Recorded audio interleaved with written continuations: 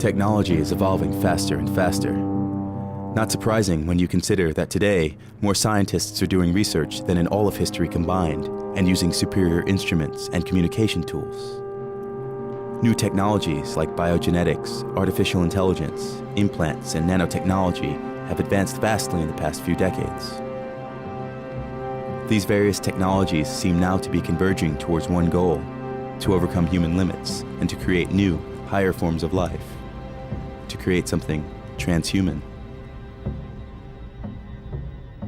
Robert Anton Wilson has been calculating this acceleration of knowledge.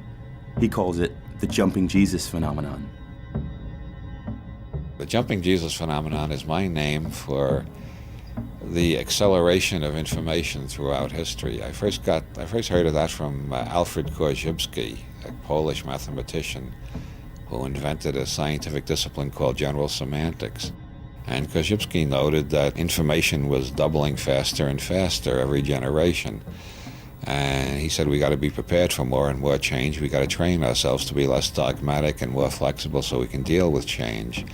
He took the unit at 1 AD as his basic unit to calculate how long it took for the information available to human beings to double, and it took 1,500 years, which brought us up to the time when Leonardo da Vinci was in his 40s and the Renaissance was at its height. I decided to call this unit a Jesus. So in 1 AD we had one Jesus, in 1500 we had two Jesus. The next doubling only took 250 years. You can see the acceleration factor. And by 1750 we had four Jesus. The next doubling took 150 years, and by 1900 we had 8 Jesus. The next doubling only took 50 years, and by 1950 we had 16 Jesus. By 1960, in only 10 years, we had 32 Jesus. By 1967 we had 64 Jesus, and by 1973 128 Jesus. And the latest estimate I've seen by Dr. Jacques Vallée, a computer scientist, is that knowledge is doubling every year. But I heard that, about 5-6 years ago. I saw something on the net recently. Somebody estimated it's doubling about twice a year now.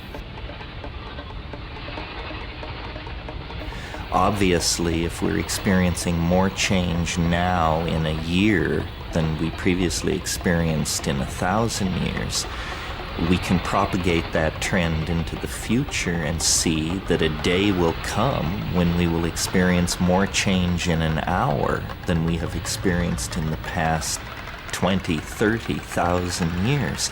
A situation like that is unimaginable, so we call it a singularity, a place where the normal rules of modeling break down. Modern religions have anticipated the singularity by calling it the eschaton, or the end of time. Technological communities have anticipated the singularity by thinking in terms of artificial intelligences or something like that. In whatever form it takes, we seem to be on the cusp of a dramatic evolutionary leap into a deeper order of complexity than biology or biology plus culture has been able to provide. We're on the brink of something truly awesome and unknown. The world ends tomorrow! Not on next day, not any other day. It says the world ends tomorrow! And you wake up. I want you to know. A future where knowledge evolves at infinite speed. It is clear that no regular human being will be able to keep up with this acceleration. This is the year. Are you ready? Are you ready for the midnight cry? There's no way you can this year. Some futurologists anticipate that species of higher intelligence will at one point take over further progress. Only but a few days left you so-called white people. Jesus. Only Jesus. I am talking about Jesus. These might be artificial intelligences, genetically upgraded humans, or a combination of both. So yes, we're living in the last days. It's tomorrow and you may die. Most calculations anticipate this moment to be between 2035 and 2045. so it is not a far-off science fiction scenario. You got a sad day coming for you. How can we deal with such a future? It's going to be the worst day of your life. This day today. Are you guys only worshiping Jesus or like God and everything? It's like you're just saying that only Jesus can fill that place, and I'm saying that to every person there's an intricate Savior. God the Father, you know what I'm Son, saying? Holy It doesn't Spirit. have to be just Jesus. How do we prepare for such a technocalypse? The Singularity I put in 2045. At that point, the non-biological intelligence that we create that year will be about 1 billion times greater than all biological human intelligence. There are a growing number, maybe a few hundred people, who are seeing the writing on the wall that these technologies are coming this century.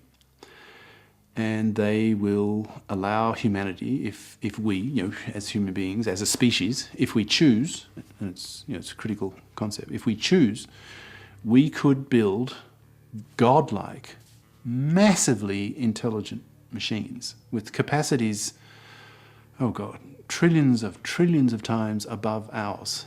I mean, they may reach a certain level of artificial intelligence where they themselves then start redesigning themselves, right? The singularity, that idea, when a certain level, a threshold level of intelligence is reached, and then it's no longer human beings who design the next generation. They do it, and they're doing it at the speed of light, electronically. So, up goes the AIQ very fast, and we just lose control. We just sit back and watch what happens, and they're the boss. Well, for a long time I've been trying to understand why there is not more resistance to various technological agendas. The computer is an instrument that enables humans to be much more powerful than they ought to be. And so anything coming from the computer revolution I will regard as dangerous, ultimately dangerous. In fact, I would say that within the next 20 to 30 years, we will see the catastrophe. One of the things about technological development, there's never a moment that we can, as I say, stop and evaluate, because everybody's saying, oh, wait, it's going to get better, it's going to get better. Oh, yes, there are problems now, there are bugs now, but we will solve them. And so there's an infinite deferring of evaluations and decisions, okay? And that's irrational. You ain't got much time left, because Christ said if you don't cut the time short, there'll be no flesh left to inherit the earth. You known as the mad scientist. The accelerating pace of innovation is not only destabilizing, but throws everyone really reeling on the defensive, okay? Well, we call it stress. People are dropping like flies, okay? Part of it is just the anxiety. Is this the way we want to live? Why not slow things down? What's the hurry? I'm not interested in a future where there are post-human beings if I'm not one of them. I want to be there. It's very important to me that I live and thrive in the future, not just to think about some robots taking off into space. I want to be there. They could take advantage of intelligence theory and wire up their circuitry in a way that make them Einstein plus, right? So they could be incredibly smart. They would be like gods to us. Human beings with our puny little brains. There are two things that are infinite: the universe and human stupidity. The human species is one that has a brain that's already too big. And now we have in the computer something that extends the power of that brain almost limitlessly. The machines are not the problem. It's the monkeys behind the machines that need to be addressed. We're all stupid. We don't think very well. We can't remember more than about 7 numbers in a row before our brain gives up. We have very bad short-term memories. We can't think of long chains of reasoning without forgetting where we started. That's all design defects as far as I'm concerned. So is that an enhancement to improve that, or is it repairing a defect? It doesn't really matter. We should be using technology to make ourselves better. I am convinced that these technologists at MIT, in all their fancy laboratories up there, and artificial intelligence are correct when they say that the question in another 50 years will be whether the machines want to keep us around as pets or not. Who is to say that for whatever reason, sometime in the future, those Artalics may decide, those human beings, the pests, right? They are so inferior to us. They get in the way. They're eating up our resources that we need, whatever, taking up our atoms that we need to go bigger and bigger and bigger. I don't worry, well, I do worry, but I'm not overly concerned about the possibility that they will race ahead of us and, if we're lucky, treat us as pets. I think more likely what's going to happen is that we will become increasingly integrated functionally with our technology, with our computers, with our robots. And rather than it being a them and us situation where they're the ruling class and we're the poor serfs underneath, I think we'll be much more integrated. Well, that is the most tricky question. Are we going to retain the monkey meat? Are we going to hang on to the body and through the body have a connection to the rest of animal nature? Or are we going to become disembodied streams of electrons moving in virtual realities that are contained entirely in circuitry? I think this will probably go both ways. There will be fundamentalists who want nothing to do with technological transformation, and there will be utopians who won't be able to get enough of it. This is probably the moral frontier where we each personally must make a stand. How much of the new technology and its reality redefining qualities do we want to take into our own lives? We will have cyborg bodies, we will have augmented bodies, we will automorph ourselves into whatever vehicle keeps us in existence for the longest period of time with the most pleasure, the least pain, and the most ease, the most elegance. Everything that you need, everything. Spiritually, emotionally, financially. The post-biological folks will say, well, you people have a primitive atavistic attachment to the species. Let it go. Let it go. Come with us. We're the bold ones, okay? We'll move on to that's really scary stuff to me. Really scary. A great number of people who I refer to as biological fundamentalists have a great fear of moving outside their biology, moving into other bodies, other forms for transport.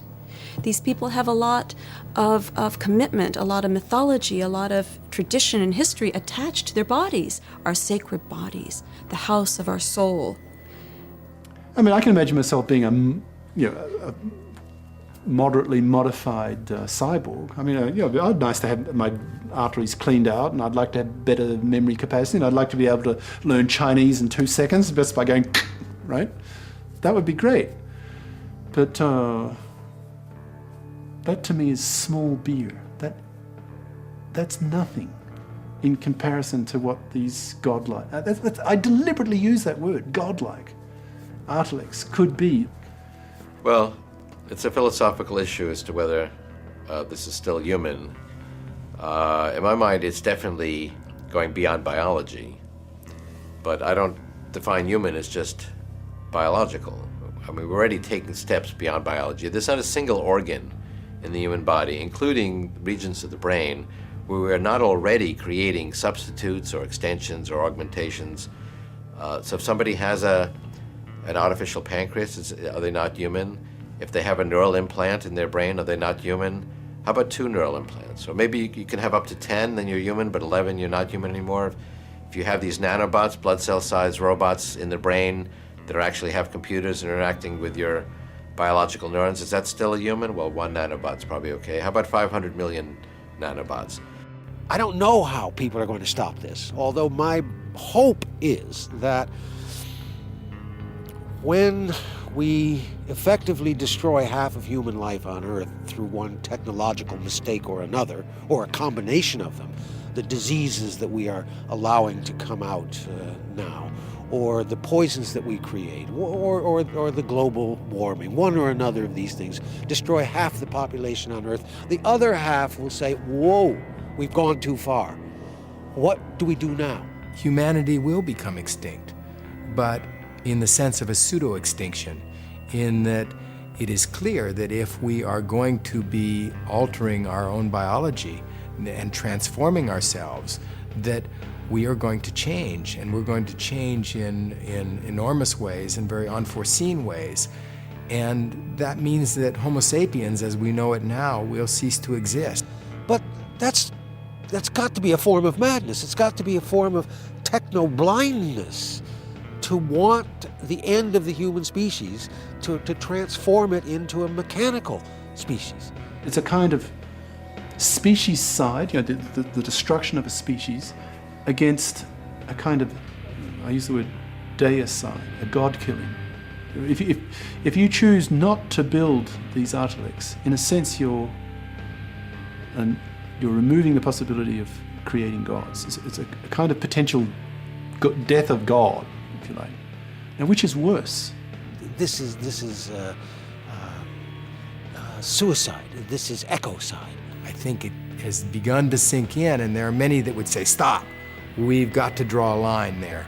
But it can't be stopped, because this is a whole broad front that is moving forward. It's genetics is one aspect of it, computers are another aspect of it, communications are another aspect of it. Everything is changing about life, and it's changing increasingly rapidly. Should we stop it? Should we sort of say, okay, AIQ, artificial intelligence quotient, at this level, we're going to legislate, perhaps even globally. That's the cutoff point. No robot, no artificial intelligence, no artilect, if you like, is allowed by law, by human law, to go beyond that. Do you think that's going to happen? I don't think that's going to happen at all.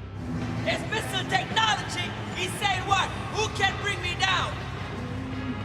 There is no human, there is no social, there is no governmental control over what these technologies are doing and will do. How are you going to stop trillions of dollars industry in building these godlike machines? The robot industry, like the future Microsofts and Intels and so on in the 2030s, 2040s, I believe will be artificial brain-based and just enormous. There may be enormous political rivalries for the dominant country between China and the US. Now, if that's the case, the development of this artificial intelligence will just keep growing. Even if it goes secret, even if the general population will start to really rebel against it, as they get really upset. They are dirty. Why is this far? God always speaks. Always. Happy. But I think the major reason why it's not going to stop is about half of the population will be ideologically in favor of it going on.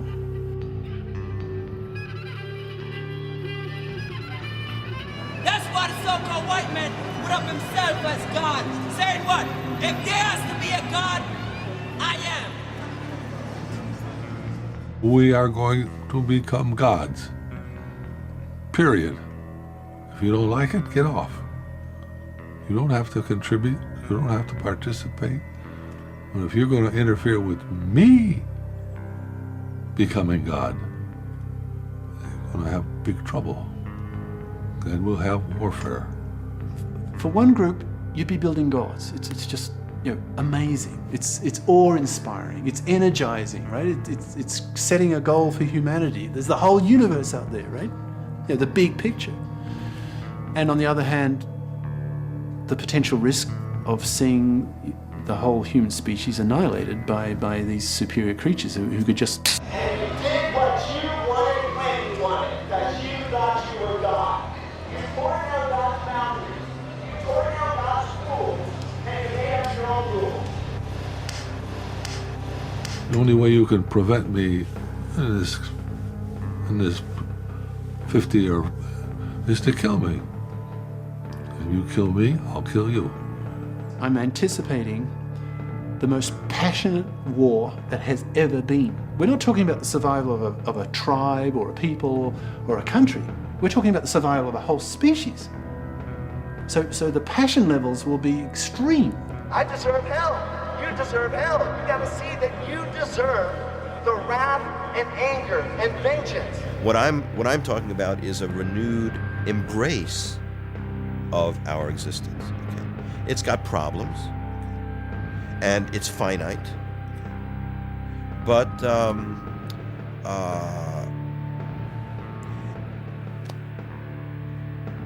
I'm not driven to flight from it. We have to learn humility, species humility. The more I think about that versus that, the more magnificent that becomes, because its potential is just so much greater. Billions of people get wiped out on the cosmic scale as a cosmos, right? If you try to think in those, that's nothing compared to that. But if you can't see that, this is absolutely monstrous. You just don't even want to talk to them. Probably most people can anticipate horror. It's a fairly simple concept to understand. You know, people getting killed, people get run over by cars all the time. But you just multiply that by a billion, right? That's relatively easy to understand. That is much harder. It's very exciting because something will happen. Without that, nothing will happen, and maybe we'll have a civilization that lasts for 1 million years and does the same thing every day. And then when the sun gets too hot or too cold, it goes away. So I don't see the point. I don't see the value of anything that doesn't change. You're saying in X number of thousands of years the sun is going to explode, and so we have to prepare for it now. Okay. And I say, well, okay, that's interesting, but how about preparing for the essentially toxic shock of our planet today? Or if you walk around, you see a lot of people with no housing, no place to live, not enough food. So the explosion of the sun can wait. Only a fool is gonna pollute the water that his own damn kids have to drink. Only a fool is gonna what? It's gonna pollute the air that he have to breathe. This is a moment in time where for the first time we can truly imagine feeding everyone.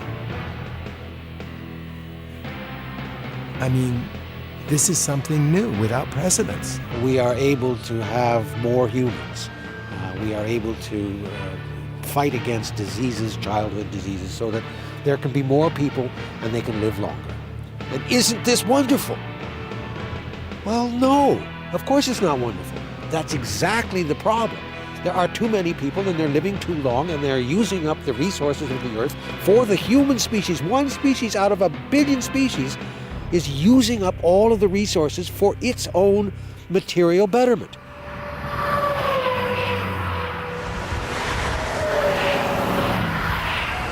Every moment that I speak, another species is being extinguished.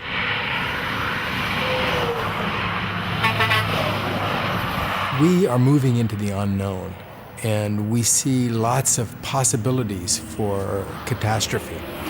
And the immediate reaction is, well, we should stop development in some way. And yet we can't.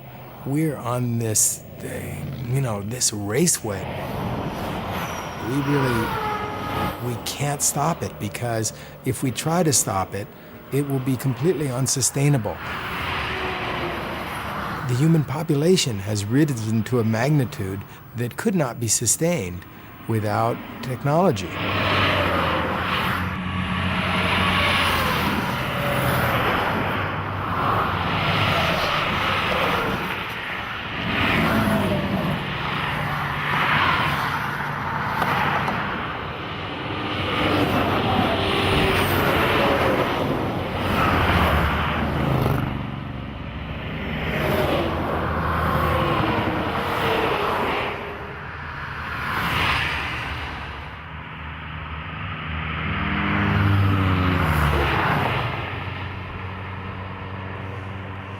Well, I can tell them what we do now. We establish small communities with small technologies. It's very simple.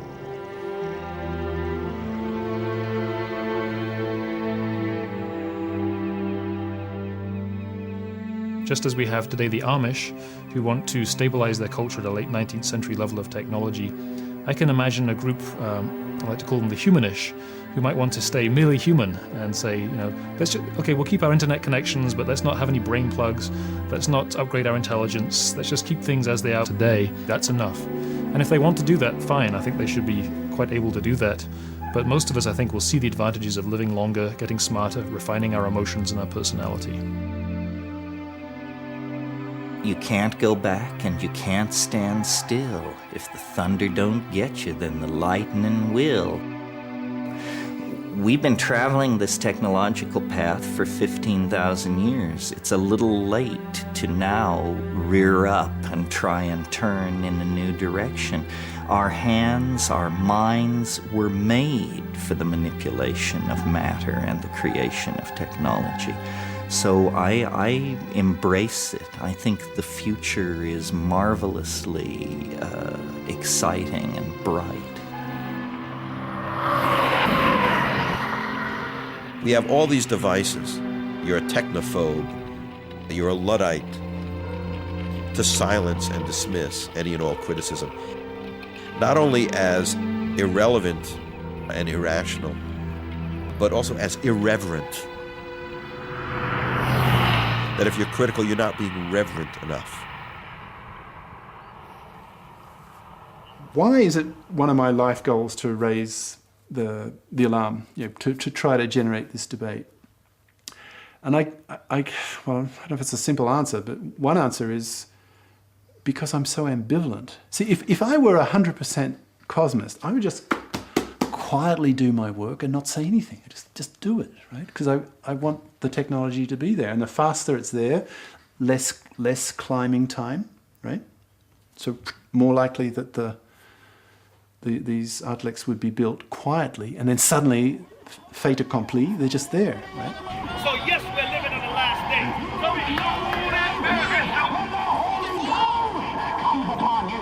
I think we need to downplay the caution and move ahead faster. You think you got away with it? The debate will heat up and rage. There are consequences. Jesus is coming soon. Because we're living in the last days. And then people take side. When you do not want to listen to God, the great day of the Lord is near. And then you'll start getting assassinations What did the Bible say? The great day of the Lord is near. and sabotage. You gonna cry out there. The great day of the Lord of Christ's second coming is what? Gigadeath. The worst war that we've ever seen. It's near, man. Don't you know? We have to grow up as a people, and the faster we do that, the better it will be for us all. Mr. Technology, God said, read it again. I just feel profoundly schizophrenic on this issue. I hope I'm not screaming. I don't want to scream. Torn. Just wanted to talk. Because it's so horrible and it's so magnificent. So read. The great day of the Lord is near. It is near.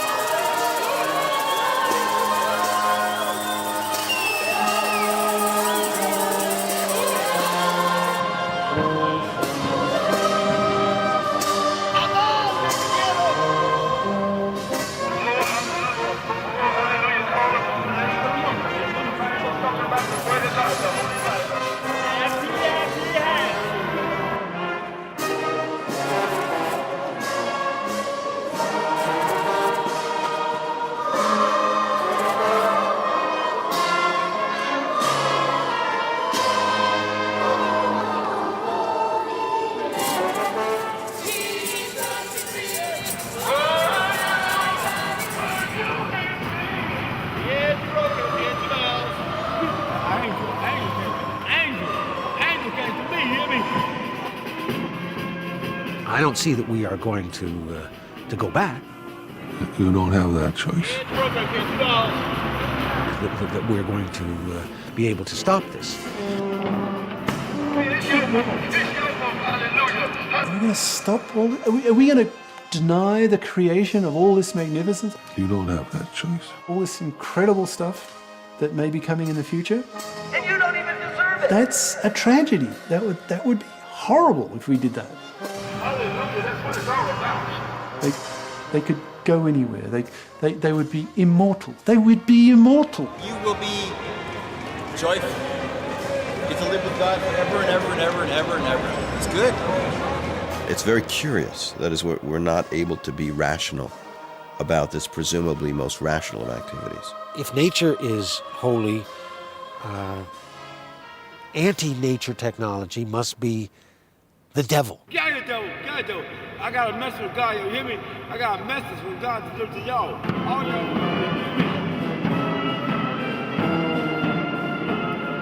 Now the most pressing issue is aging and death, and human stupidity, which makes it so hard to solve problems. So to me, now all the incentive is towards speeding up development. And it could come this very second, suddenly.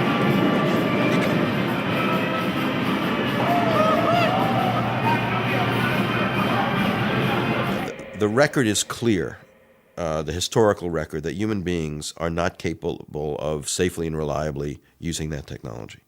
The potential for mischief is enormous, okay? And unless human beings somehow reinvent themselves. Look, I think the solution for us today is the same as it was for the Luddites. And the Luddites took a hammer like this, and a big 10-pound hammer, and they smashed the machines that bothered them. And this is a machine, I think, that bothers me and bothers our life and will destroy our life. Here's what we should do. And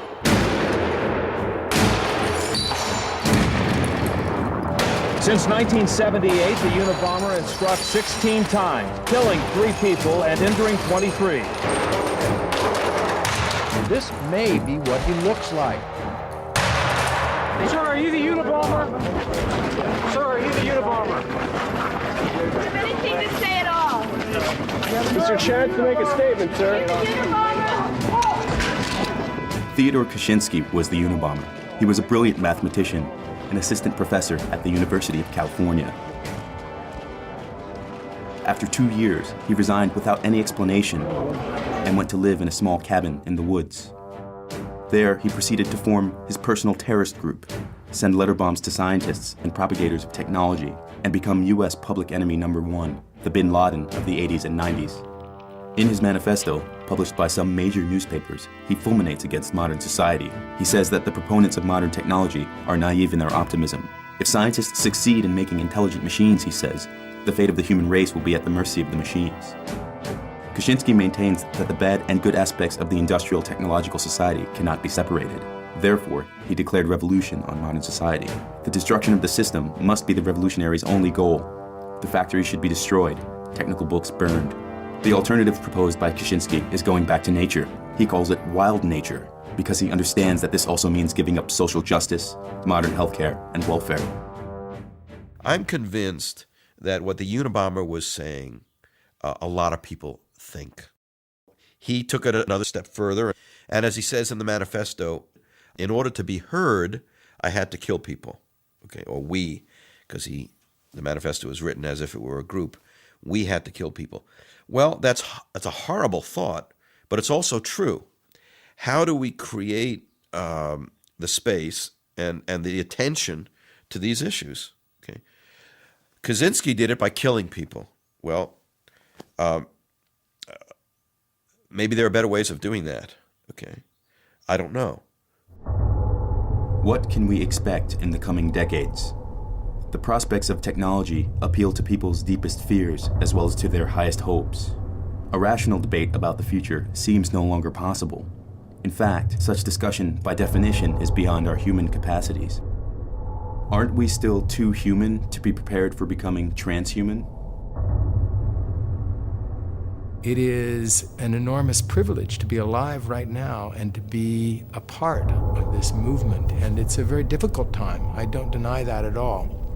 I look at it more as a birth pain. that here is this change that's occurring and we're coming down the birth canal and there's blood around and it's a difficult process, but it's a birth that is occurring. It's not a death. And I think that when future humans look back on this era from several hundred years in the future, they will not remember this time as one when we squandered the resources of the planet, when we destroyed our planet, essentially. They'll look at this as an extraordinary moment in time when we developed the basic technologies, the basis for their societies. We developed genetic engineering, the ability to basically rework our own genetic blueprint, which is something unprecedented. It's never happened in 3.5 billion years of history. We began to move out into space. For 3.5 billion years, life, all of life, has been constrained to this thin film on the surface of the planet. And now, quite suddenly, in just an instant in time, we're moving out towards the universe. And the third thing that has occurred in our era is artificial intelligence, computers. Suddenly, non-living material is beginning to achieve a level of complexity that rivals that of life itself. So these are three things that are absolutely unprecedented in the history of life, and they're occurring now. And is it any surprise that this is something that is jarring and shaking up the environment and causing extinctions? This is going to provide the basis not just for the next 100 years, but for thousands of years, tens of thousands, if not millions of years. And I see a long future stretching out ahead. Some people are already preparing to become part of this transhuman era. One of them is Terence McKenna, an ethnobotanist who studied shamanism in the Amazons. According to McKenna, to get ready for a future life where we will live uploaded in computers, we must first prepare ourselves mentally. The best way to do so, he believes, is through the use of psychedelic drugs. In a sense, this historical crisis, or this singularity that we're approaching, is like a transition from a low-dimensional world, say a world of 2 or 3 dimensions, to a world of 4, 5, or 6 dimensions. This is what I believe actually happens to a human brain-mind system under the influence of psychedelics. So in a way, the best practice for the approaching singularity is the repeated dissolving and reconstituting of one's personality through the use of psychedelic substances. This is one of the most interesting new psychedelics in the world. This is Salvia divinorum, and it is definitely one of the plants which will shape the next few decades of the new millennium. This is a coleus. It's ironic that these plants, which have been in our kitchens and in our windowsill flower beds for generations, turn out to contain psychoactive compounds as powerful as any known to science. These are not particularly interesting in terms of drugs, but they're certainly bizarre.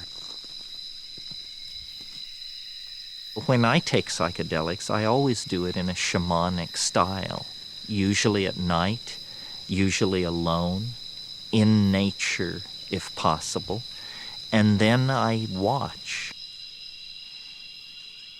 I pay very close attention. I use my mind as an alchemical vessel for carrying out observations on the union of spirit, my personality, and matter, the physical matter of the substance that I'm ingesting. Nothing in human experience is as much like the singularity as a psychedelic experience. In a way, it's a microcosmic anticipation of this macrocosmic event in history. When we take psychedelics, we undergo a mini apocalypse, a mini revelation, and it positions us then for these larger events in the historical time stream. If you'd like to climb up here, we may. This is one of the most interesting plants in the garden. This is Psychotria viridis. This is the plant which causes the vision. When taken with ayahuasca, when taken as a liquid, the experience lasts about 4 to 6 hours. It's not as intense as smoking it. Smoking it is the most intense experience this side of the yawning grave.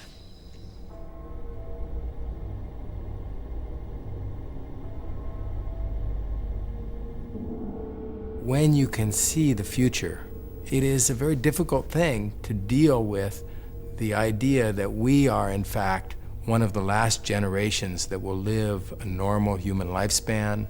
And there's a tendency for us, therefore, to want these things to occur more rapidly than they may actually occur. This is the #1 intellectual challenge, namely, you get to rejuvenate yourself. Now, how much is that worth? That's worth a great deal of money. As a matter of fact, when you get people my age, it's worth all the money that they have.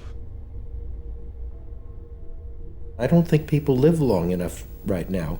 It takes 50 years to understand modern mathematics. We're into life extension. Bottom line, we don't want to die.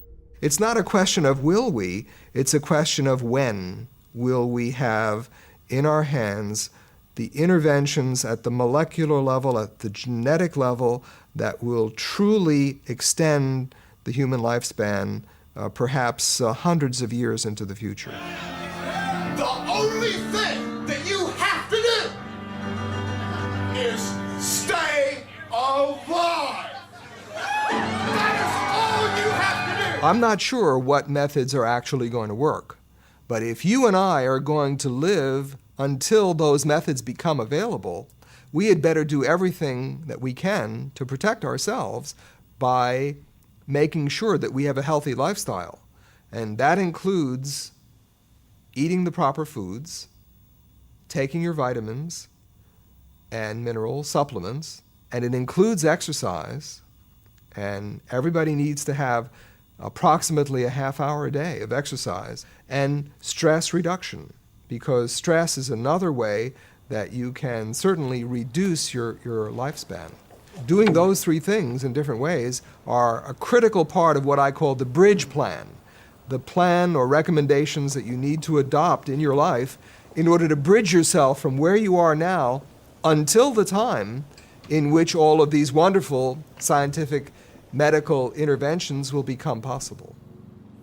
Some people say, if we live for 1,000 years or even 200 years, we will have nothing to do, we will get bored, and it'll be pointless.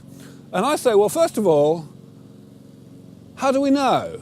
Maybe we'll get bored, maybe we won't. And if we do, we can always just stop taking the medicines, or we can, jump off a cliff or whatever.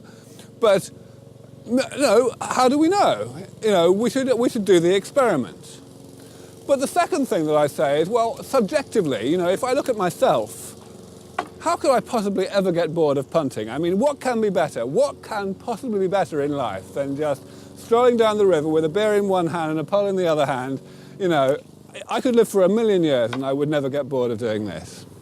Of course, some people will not be able to live long enough to benefit from these therapies. Some people who are already much older than me, for example, much older than you, have no chance, really. I am 42. I think I have some chance of living long enough to live forever, but I have a good chance that the science will go more slowly, and so it will not be good enough.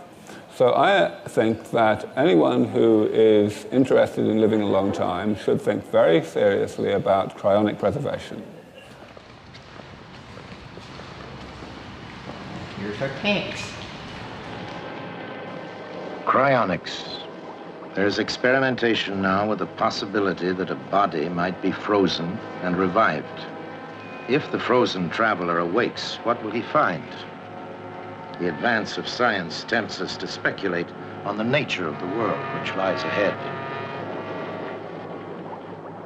They told a little bit about the basic idea of cryonics, and it seemed like a great idea. think it's pretty cool. Like, you die and you come back and you can see whatever happened in the future. For me, I feel like it's just a waste. Maybe I'm a woman, so that's the way. Cryonics is a procedure by which people are frozen shortly after death in the hopes that the information that is encoded in the brain will be usable in order to reconstitute the person sometime in the future.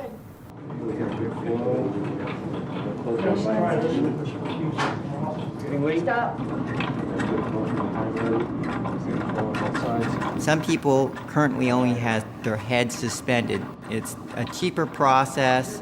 It takes less nitrogen boil off to maintain such a thing. But there could be some arguments that they're losing some part of what they are. It is their belief that future science will be able to develop maybe a new body or an android or something. More and more people only go for the head. Not just because it's cheaper, the process is also easier to control. However, how to recover your body afterwards still remains an open question. But there are many examples in nature to make it seem possible. Some animals, like lizards, have the ability to regenerate a limb after it is lost. But in humans also, when a reasonably small part of the liver is cut off, it can grow back. Or when children, before puberty, lose a part of their finger, the finger can grow back to normal if treated well. This indicates that this kind of regeneration is not impossible. It's not impossible because it's being done by nature right now. So if we can simply find those secrets, the secret of the salamander, and be able to find how the salamander regenerates, then we may be able to apply the same kinds of amphibian techniques to human beings. Other possibilities. We may have vastly improved bodies. They may be made of metal. They may be much different than the bodies that you're looking at right here. And however, the mind would be the same. And with this mind in a metal body, I might be able to walk around on some of the heavy planets, on Uranus, for example, or on Jupiter. So that is a possibility that's suggested. Another possibility is simply living inside a computer, to where we're living in a virtual world, a virtual reality. And if that's the case, there's certainly no problem with space. We'd be able to cram the entire human race into that computer over there. Anyone making this trip knows that it may be a trip that goes on forever. Anyone making this trip knows that it may be the fact that every single person in suspension, including this dear lady, may never be revived. It's a crapshoot, but we're the only game in town. Ready? Yes. Okay, fine.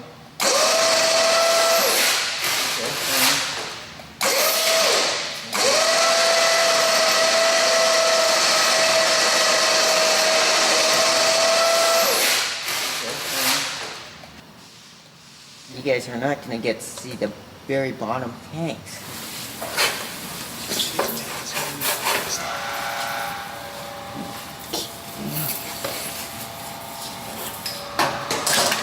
Yeah, it's the biological. I think that's the biological. I can tell by the weight.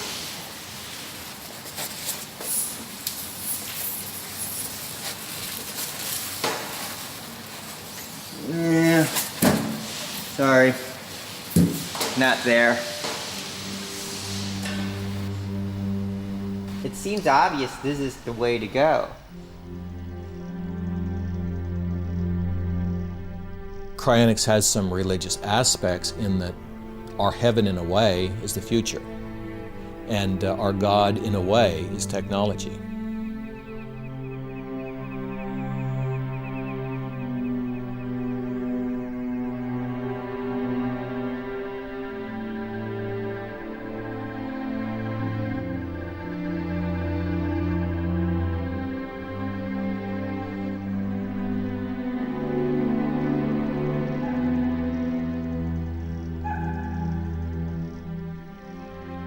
One of our Associates suggests a program where you send a bunch of volunteers into the rainforest.